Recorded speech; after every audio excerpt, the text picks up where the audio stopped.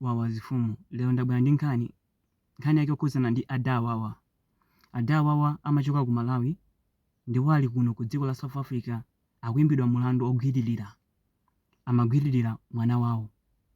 Ndi nkhani yake ili motere: adawawa anakwatira mkazi wa ku Zimbabwe ndi kunapezeka zokuti ndi mkazi wa ku Zimbabwe uja zinthu zimavuta, amamenyana mokangana deire.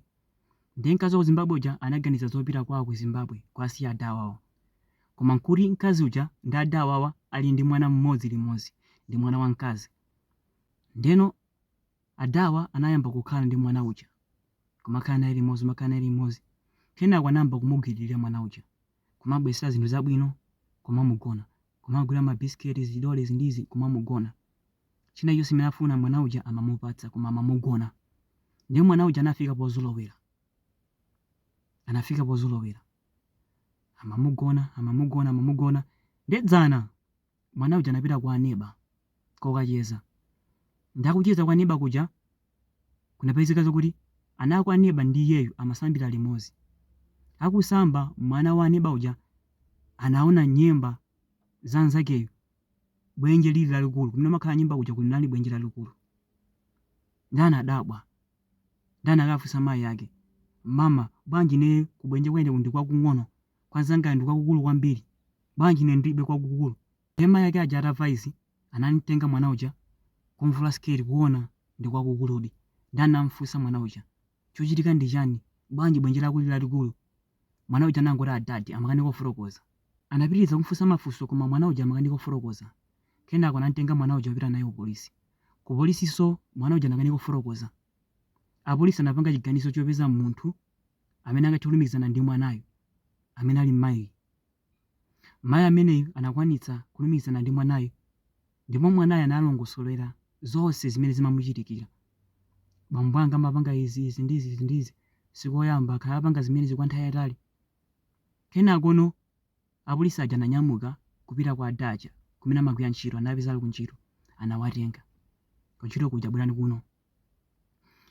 Mwanayo mumudziwa? Mwanayo ndi wanga. Okay, mwanayo akuti mumapanga izi ndizi. Adaja amakana, zimene simapanga izi ndizi, mwina akamugwirira izi ndizi. Oh, chabwino.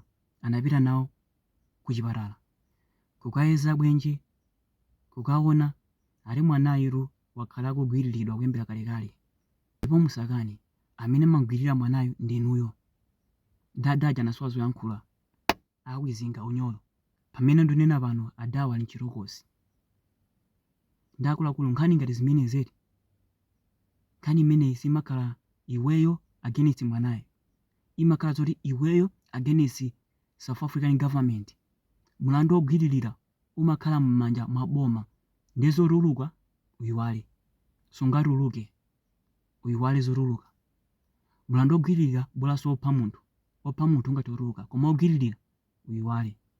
Ndichiwo ndi akuluakulu, chidudwa amene akuluakulu ulekeni. Ngati mumapanga izi chiwo ndi akuluakulu ulekeni. Komanso azimayi amene mumati banja likatha kumasiyana anu m'mambuyo eniyo kumapita, chonde chidudwa amene ulekeni, chifukwa choti ana anuwa amakumana nzokhoma mukasiya m'mambuyo, amakumana zokhoma kwa azibambo awo omwe, amakumana zokhoma kwa azimayi owapeza. Ndi chonde azimayi, ngati banja latha mtengeni mwana wanu kazipita naye limodzi, kakuvulika mukavulike limodzi. Taona limeza kalirapa mdala wazindevu zake umagwirira mwana wake yomwe. Kuli maholo ambirimbiri uko, kula zikazogulitsa ambirimbiri, akazi kujondi kuno alipo ambirimbiri, ena sosowa zochita, ena sowa azimuna, kusiyewa kumakagona mwana wako. Tangoganizani, ndi zinthu zofesa isoni kwambiri. Ndakuluakulu chonde ngati mumapanga michitidwe imeneyi zilekeni kuyambira lero. Ndi nkhani imene ndabwera nayo lero ndi imeneyi. Ndakuluakulu osaiwala kupanga subscribe kuti nkhani zikamachitika zizipezani mosavuta. Ngati mufuna kutumiza kandalama kena kake potipanga support kudzera m'mavideo mungathe kudina ba thanks po, ndi kutumiza ka 15 rand ka 10 rand kakoko. Ero azifumu.